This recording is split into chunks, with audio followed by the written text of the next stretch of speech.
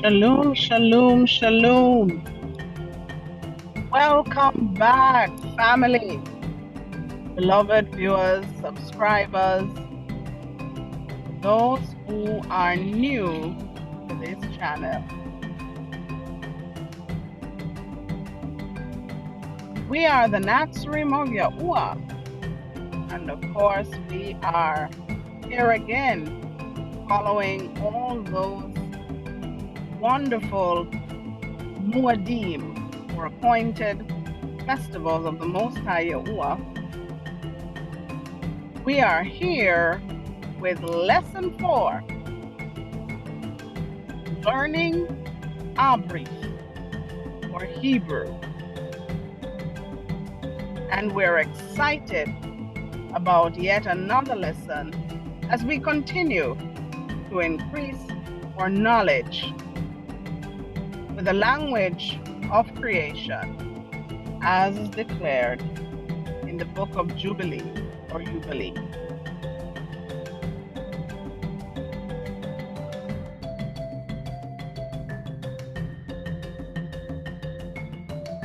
Abryth Alaphbath, the Hebrew or Semitic Alaphbath, not alphabet.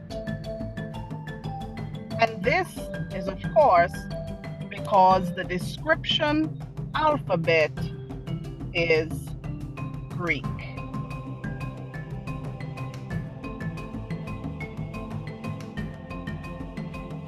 Let's have a reminder of the nature of these letters, as it is important for any language for one to understand the letter roots that make up the words in a particular language. All praise to the Most High Yahuwah. Thank you so much for joining us. The groups of letters that form the words of a particular language are usually called by the first two letters. It is technically incorrect to call the Abryth group of letters the alphabet because the first two letters of the Abryth are the Aleph and the Bat. Therefore, we say Alaphbath. The first two letters of the Greek grouping are the alpha and the beta.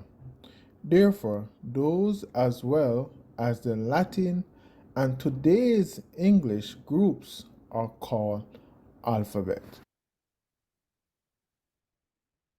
The following letters were not part of the Abryth or Hebrew Alaphbath. The first 4 below are not in the Abryth nor the Greek list of letters. These are F, J, W, and V.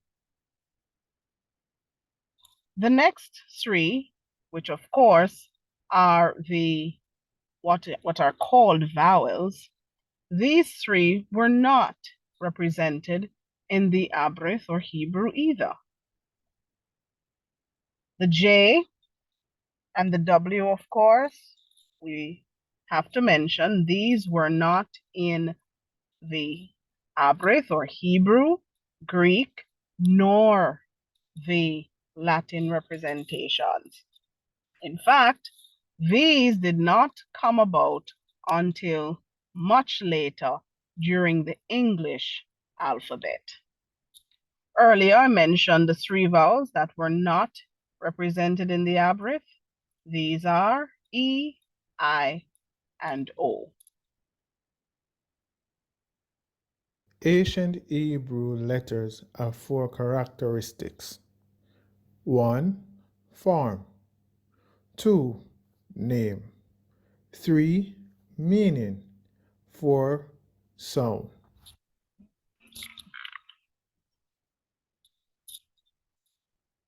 Of course, in today's lesson, we are going to be covering the third letter in the Alaphbath. But let us remind ourselves of the letters in the Alaphbath. The Alaph, Bat, Gam, Dal, Ha, U, Zan, Khat, Tat, Ya, Kaf, Lam, Mam, Nun, Samak, Ayan, Pa, Sad, Kuf, Rash, Shan, and Thou.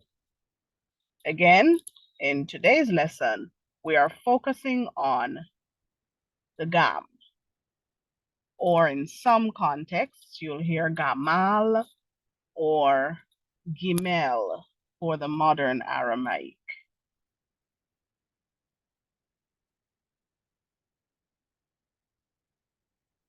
Let's begin. Now, the Gam is the third letter of the Semitic Alaphbath. You would also hear some referring to it as Gamal. This consists of the Gam, the Mam, and the Lamad. The pictograph of Gamal is the foot of a man. The Abrim or Hebrews were always on their feet traveling, working, as well as playing. The old Latin word for a leg is gam. The word gam also means to gather, as a group of animals gather at the water hole to drink. The picture of the gamel or gam or gamal would evolve into a camel shape. Now we're going to see how this word camel would have been pronounced as gamel based on the original pronunciation for the letter C. This is very exciting. Here we have the early representation and the Middle Hebrew representation, and some additional meanings of the letter gam: foot, pride, walk, gather, carry, camel, cause, movement, staff, or throwing stick. These are some of the meanings that are also associated with this particular letter. The word gam means to gather together as a group of animals, as we indicated earlier, gathering at a water hole to drink. The pictographic script for the word gam is as you see it on your screen, or the other. So one is in the white and one is in the blue and black. The second of the two is the foot, representing walk. And of course, the mam, or that picture that you see with the zigzag lines, that is water. Combined, these mean walk to the water. The letter gam has the meanings of walk, carry, or gather. The sound is associated with this letter. The sound associated with this letter is a G sound, as in the word go. The earliest known pictograph for this letter is, of course, as you see represented in the form of what appears to be a foot, and is a picture indeed of a foot. Both representations look different in how they are drawn, but both represent a foot. The modern Hebrew name for this letter is Gimel, and of course, that's an adopted root. The original name of this letter is most likely Gam, the parent root of gamal. This letter is the origin of the Arabic letter gim and the Greek letter gamma, supporting the theory that maybe the letter L was not included, or the letter lamad was not included in the name of this letter, gam. Let's get into a little bit of history. The letter C was introduced around 1500 CE. Now, the first C shape emerged in Phoenician representations of letters and stood for a foot or a hunter's stick. It began to have more of a boomerang shape thereafter.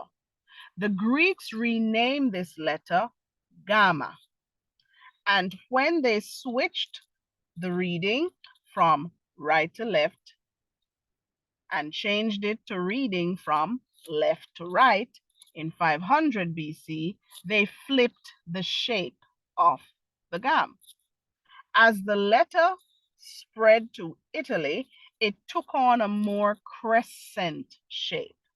And so the C as we know it today was born. However, the sound represented by the letter in the Semitic and in the Greek was the voiced velar stop, represented in English by the hard G. So the letter C originally had the sound G. In the Latin alphabet, it came to represent the unvoiced velar stop, indicated in the English by K as well as C. So as it transitioned into the Latin representation, it took on the pronunciation K rather than G. So we can see how gamal or gamel eventually transitioned to camel. So in the Latin, it took on this unvoiced velar stop, k, and was for some time, it appears, used for both the voiced and unvoiced sounds. Finally, a new symbol or letter, G, was used for the voiced sound or the G sound. And the C displaced the K sound, K, as the representative of the unvoiced stop. So when the symbol of the G came in, that automatically took on the G sound, and C was pronounced like K with the K sound. So it no longer sounded like G and K, but only K. When it appears before the K, the letter is often redundant. So for example, in words such as thick and clock, we find that the letter C, the sound of it becomes redundant because the K already has the K sound in those particular words. Very interesting. Now let's look at the history of the letter G in relation to the gam or gamal.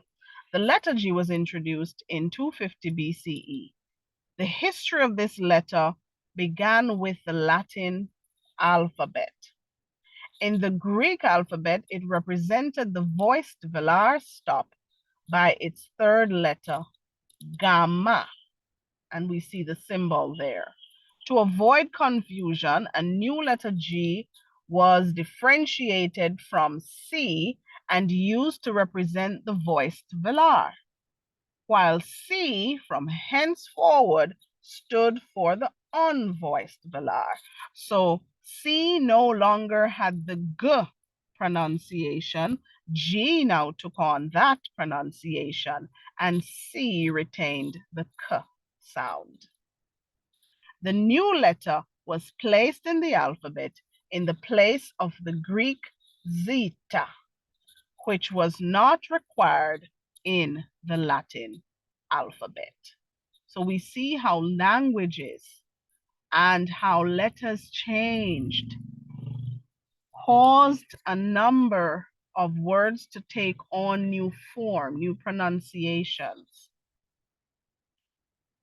The early Semitic gam became CNG, a turn of 180 degrees in the Middle Semitic script. This letter further developed to G in the late Semitic script. The late Semitic script further developed into the modern Hebrew Gamel.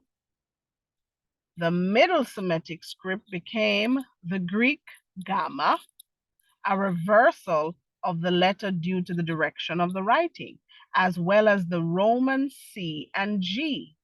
The late Semitic G or Gam became the number 3.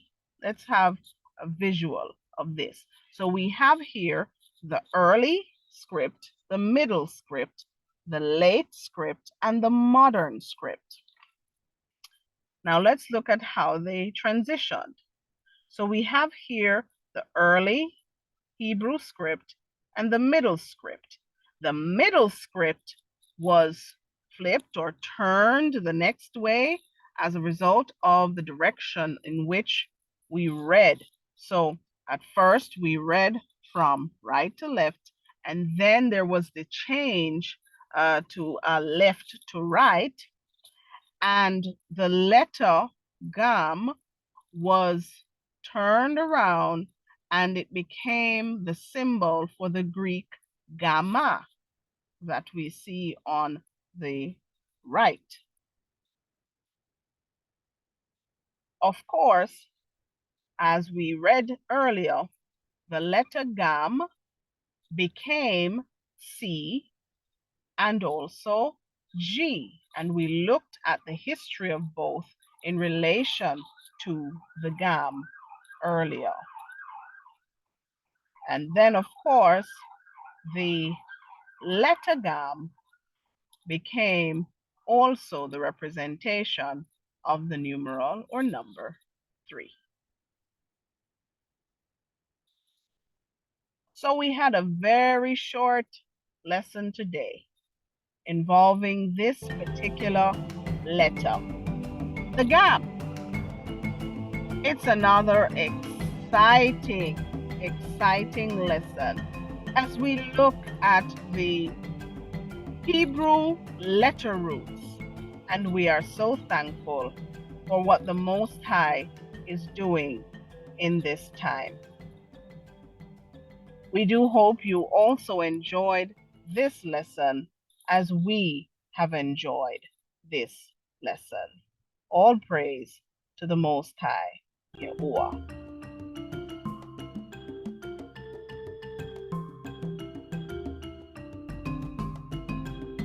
We are the Nazarene of Yahuwah. And of course, we say Achad, Ahabah, which means one love. And we thank all our viewers and subscribers, all the family of the Most High, for viewing today's presentation. So remember to smash that like button Subscribe to the channel and hit that notification bell so that you may be alerted every time we upload. Now, we've been told that the more persons like the videos the more persons YouTube shares the videos with in their feed. So let's get these videos out so that others may be edified. Toda Rabba, thank you very much, and Shalom.